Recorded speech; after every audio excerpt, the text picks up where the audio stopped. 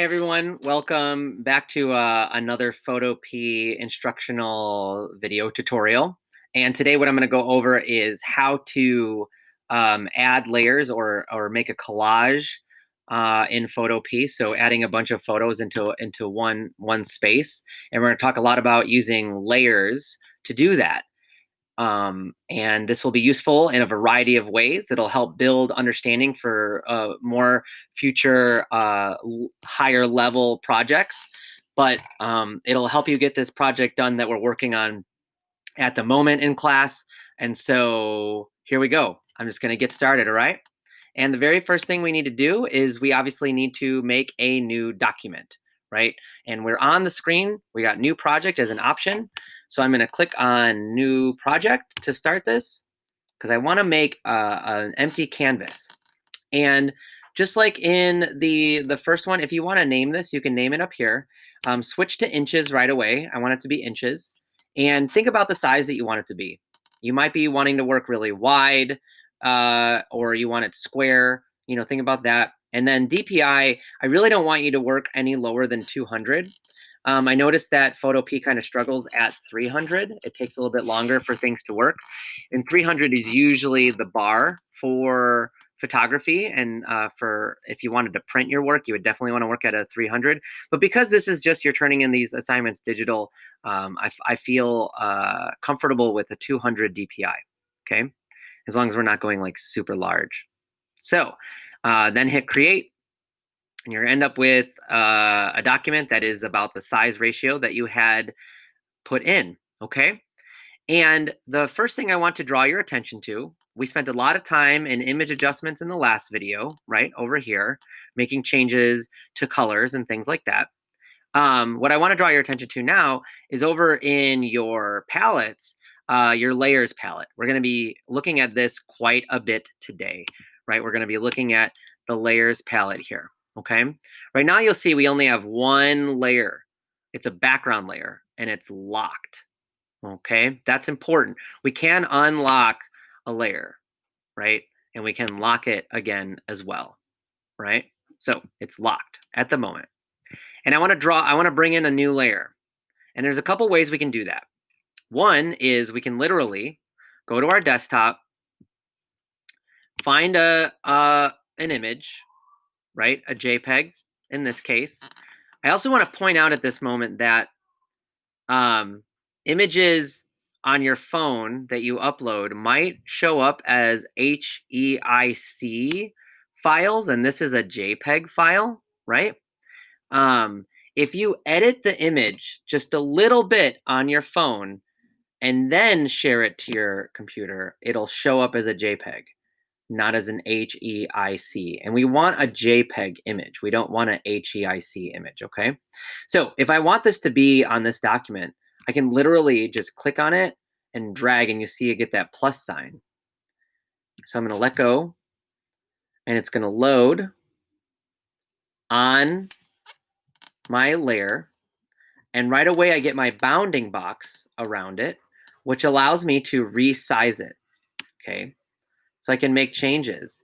Now, notice, I'm stretching it, making it thin. If I hold shift, it will stay proportionate while I do that, okay? So if I don't want it to end up being thinner or wider, I can hold shift on my keyboard while I'm doing this, and it stays that size, okay? Or it stays in that ratio. But if I let go of shift, I can stretch it, right, in different directions, okay? That's important to know, okay? So I'm just gonna about resize it to about that size. And then when I hit enter on my keyboard, it locks it in place. Now, if I click on the image, I can move it around, right? So I'm moving it. I'm using my move tool right now. You see that my move tool is selected, and that allows me to click and move an object around. We haven't talked as much about tools yet, but I want to point that out, okay? We're going to use a couple tools today as well. So that's one way to bring your image in. I could also, I'm going to click on another image. If I go to File, Open,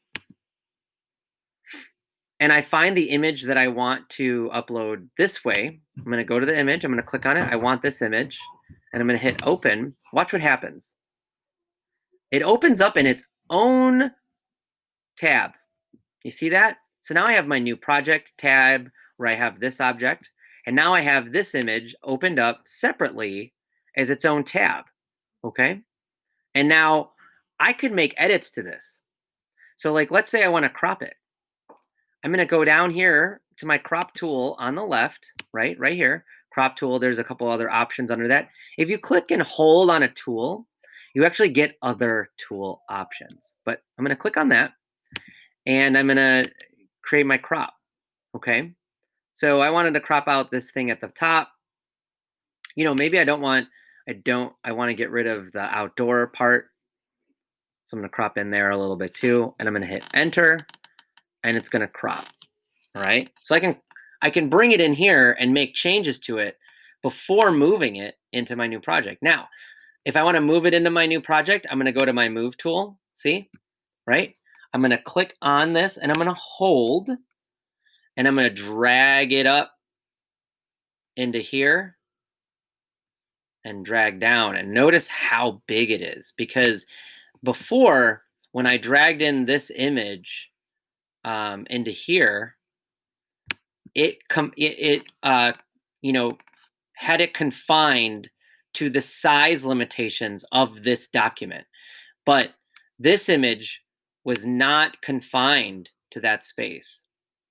And what's funny is I lost my crop, which is not something I expected to have happen. But I'm going to show you how to make a crop in here when you have the images here anyway. If I wanted to save, if I save the image, so if I went here and I go to File, Save, I'm in the wrong file. I go to File, Save, and I'm going to see how I get options here. Export as JPEG. I want to save it as a JPEG. It could be a PSD, but I'm going to save it as a JPEG. Okay. That's typically what we use.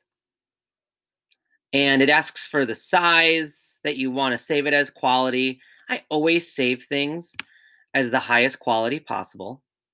I'm going to hit save, and it downloads onto my desktop. Okay. And now what I can do is I can go back here. I can click on this, and I can hit delete to remove it. Okay. Now I can drag this image onto this now, and it has my crop, right? And it gives me the bounding box. And I actually want to resize it to be about the same size as this other one. But I'm going to show you another way to do that really quick. Okay. And before I do that, so I hit enter, and it's stuck at that size. I want to show you a couple things on the right. So I have multiple layers now. You'll see I have a background. I have this layer, and if you see the eyes here, I can hide a layer. So I know that this is this layer, and you'll see like you can actually see the image on this layer in this corner, like really tiny, right? And it doesn't have the door handle, but this one up here does have the door handle. And as I bring layers, they're going to show up on top. Okay, they're just going to build on top as I drag layers in. And if I hit the eye, I can like remove the site of that layer, right? And then you'll notice right now that this layer is highlighted because I'm working on this layer, okay? So if I click and drag, it's only going to impact that layer, right? This is really important. We're going to be using layers quite a bit. And if I go to image adjustments and make changes like I showed you before, let's just quickly make it black and white. I'll get my options, but you'll see that only that layer is black and white. This layer stayed in color, okay? Because I'm on this layer, right? I'm selected on this layer, and it only edits that layer. I'm going to close that because I don't want to do it. So I'm going to hit the X to get out of it. And so the other thing you can do, like if I move this on top, you'll notice because it's on top of this other layer, it's literally on top, right? It's not just for filing over here on the layers palette. It is actually physically in my document on top. Now I can move these layers around. I can click on the layer and I can drag it under. So I just clicked and moved it. So now when I move it, it's behind this layer, right? And actually at this point, don't really care where they're lined up. But let's say I hit enter and I didn't make it the size I wanted to, okay? We've talked a little bit about the layers now. You have a better understanding of that. I wanna make a change to this. So I wanna make the change to the size. And I'm selected on this layer. I'm gonna go to Edit, Free Transform. Okay, there's also Transform, and that gives you some other options, but I'm not gonna go there right now. I wanna just go to Free Transform. And I get my bounding box. And if I hold Shift, I can drag it, right? And I can click in the middle and actually move this around when I'm in the Free Transform. I can use my arrows, kind of move up a little bit at a time, right? And then I'm gonna click on this side, I'm gonna hold Shift, and I'm gonna drag it to basically equal this height, okay? And then hit enter.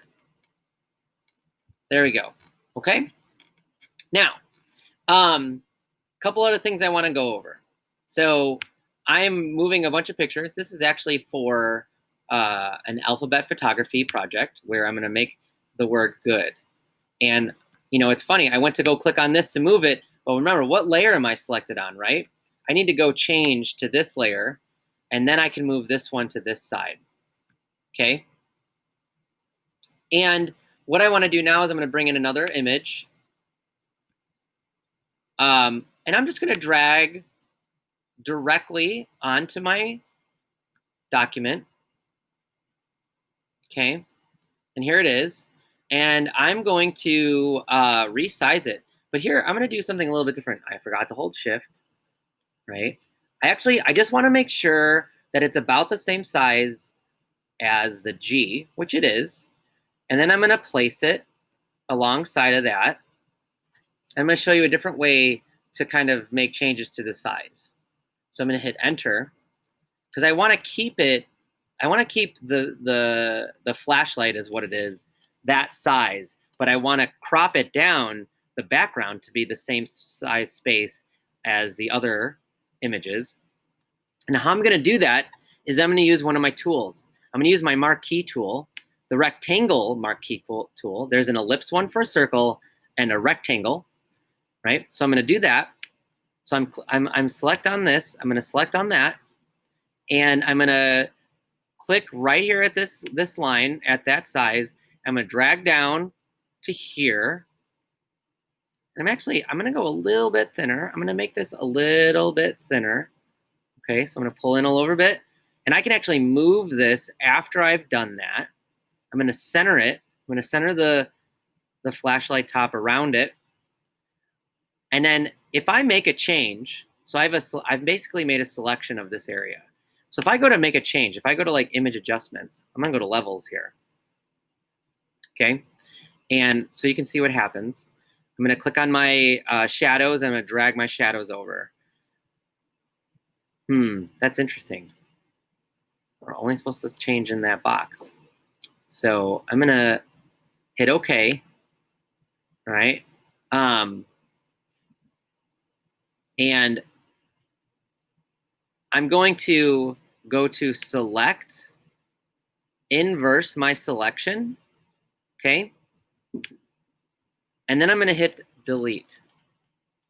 Oh, I need to rasterize my smart object first. What does that mean? Well, because I drag this in, this is considered a smart object right now, which means that it basically preserves certain editing options, right? And you'll see it's actually, I know it's a smart object because this little like box shows up in the bottom corner of my layer. So I have to go to layer, I have to go to rasterize, okay? Now, did you notice that little box disappeared on this layer?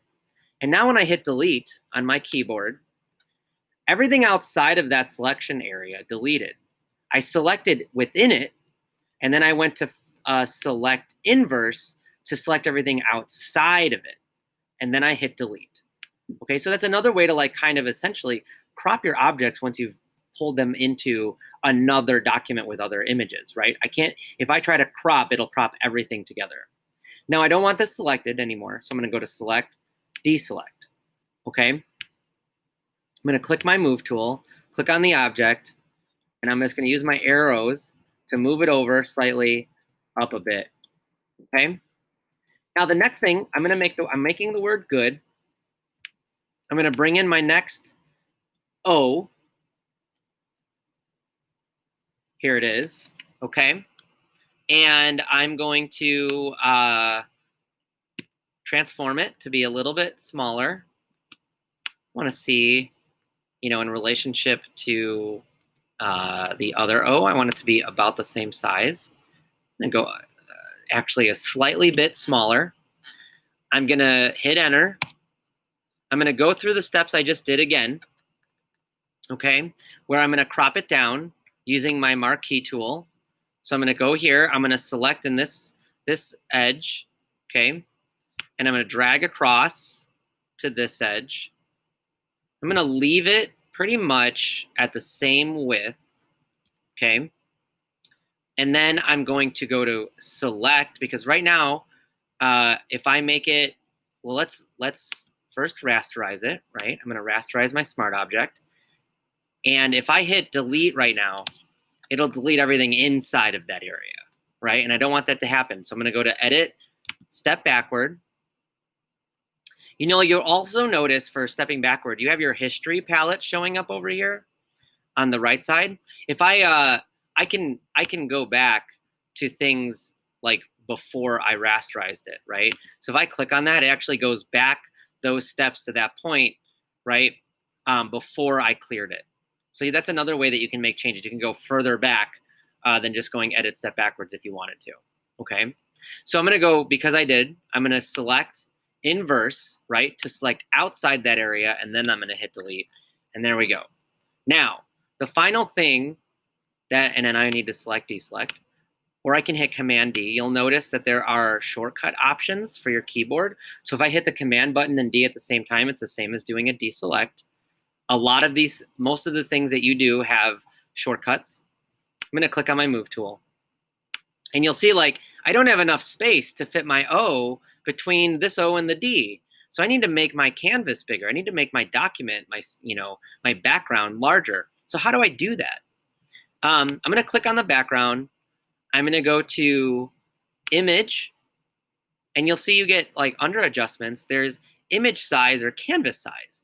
And I wanna do canvas size. So I'm gonna change my canvas size. And again, I'm gonna go to inches because I wanna be thinking in inches. And I wanna think about how many more inches do I need to expand this, right? And I just usually overdo it. I need quite a bit of inches. And I'm just gonna go to 25, make it a lot wider, and hit OK. Because one of the things I wanted to show you is that when it expands, it does it on both sides, okay? So what I'm gonna do right now is I wanna move my G and my first O over at the same time. So I'm gonna click on my G layer, which I know is this one because I can tell that it's the most left, and if you weren't sure, you can do that, to see which one it is. And I'm gonna hold Shift, and I'm gonna select that layer too. And see, when I held Shift, I was able to click on the second layer and select that. And now when I move it, I can move both layers at the same time. And I'm moving them over, okay? And now I'm gonna switch to being selected on my O, and I'm gonna move that over. And I'm gonna place it. Notice it's on top of this other one, right? It's on top of my other image. And I'm just gonna place it in relation to that, both. I'm thinking of both a little bit. And I could, come over here, I can click on my D, and I can make changes to it. Okay, I actually noticed that it's a little bit smaller than my other images. So I'm gonna go to Edit, Free Transform, and I'm gonna expand it a little bit. Okay, and hit Enter. And if I wanted to, I could, drag this more this way. I kind of like it actually being a little bit thinner. So I'm gonna stay right there. And I want to show you the navigator because I can zoom out here. If you click on nav for navigator, I get this window and it allows me to zoom in or zoom out. I'm a big fan of the navigator, right? So I can see the whole space, right? And now because I don't need all this negative space, I'm going to go to my crop tool, okay? And I'm going to click and drag over my image. I'm going to leave a little bit of a border, like so. And then I'm going to hit enter. And now I have everything is showing up in one space nicely. And you notice like it's not white over here. It's just it's see-through. It means that there's no color or anything back there. And that's my background layer, okay? If I want to make that white, I'm going to show you how to do that really quickly. I'm going to go to my gradient tool, and under the gradient tool is the paint bucket. And I'm going to come over to my colors, and I'm going to select white. And because I'm in, I'm going to hit OK. Because I'm in my background layer and I click over here with my paint bucket. Oops, I don't have my paint bucket selected anymore. Okay, I'm going to come over here with my paint bucket. Oh, my layer is locked, so I'm going to unlock it. And I'm going to click in that area and make that white. And then I'm going to come over here and click in this area and make it white over there. Okay. All right. Now, let's say you want to make this whole thing black and white. Remember, if I try to make it black and white on one of the layers, it'll only do that layer. So if I go to image adjustments, black and white, it'll only do the layer that I've selected, which right now is the G, right? You see that? The whole image is still, the rest of the image is color, but my G is black and white. Let's say I want to make the whole thing black and white. Well, in your layers palette, if you go all the way down here to, I call it the black and white cookie, and you click on that, you actually get a lot of the options that you have in image adjustments. But watch how this works. So I'm going to do black and white. Okay. I'm going to click on that. And only the layers below it are being impacted, which right now you can see is the G and the D. All right. So if I were to move, if I were to be able to move this out of the way, you would see that. But I'm going to close that properties and you can see it. Okay, so just my G and my D are black and white because this is actually above these layers. And my adjustment layers, what this is, only impacts the layers below it. So if I want it to be the whole image, I'm actually just going to drag my adjustment layer up to above that and then above that to the top. And now it's impacting all of the layers below it, right? Let's say I wanted to make changes to this adjustment layer. I can double click on it and I can come in here and I can actually like play around with this, okay? I can kind of brighten areas, darken parts that are coming up as a certain color. Cyan is probably going to register. Oh, I'm surprised. It doesn't really register in any of these. Green is there, right? A little bit. And I can, make subtle changes to this. All right. Click that. It goes away. And I can always make more edits. But let's move on and get to saving. Okay. So when I go to File, Save As, there's some important things. Notice it comes up as a PSD right now. That's actually a Photoshop document. PSD is a Photoshop document. Okay. And I want to save it. I'm going to save as a PSD. Okay. And you'll notice I get a document saved as a new, it's called new project because I didn't title it. I'm going to drag this over into my desktop right there. Okay. And so it's on my desktop. If I wanted to rename this, I can double click on that and I can name it good if I wanted to. Okay. And I'm going to close this to show you what happens. So I'm going to cancel that. I'm not going to save it. I'm going to close that. And I'm going to open a document from my computer. Okay. And I'm going to open that document that I just saved, good. And notice when it comes up, it has all of my layers on the right side, right? All my layers are still intact. Now, I'm going to save it as a JPEG this time. Okay. Highest quality possible. Save as. When you turn in your work, you're going to turn it in as a JPEG. Okay. So I have my PSD and I have my JPEG. Okay. And now I'm going to go to File, Open. And I'm going to open up my good JPEG. And I want you to see the difference. Notice all my layers are gone. My PSD file, keeps all my layers. It preserves my layers, which means that I can still edit this document. Like I have all the freedom to edit each individual section. I can change my adjustment layer. I can move my adjustment layer. I can add adjustment layers. I can also edit my good JPEG, right? But I can't make all those individual changes to each layer. I have to edit the whole thing at this point as a whole. Okay, so that's really important to be aware of.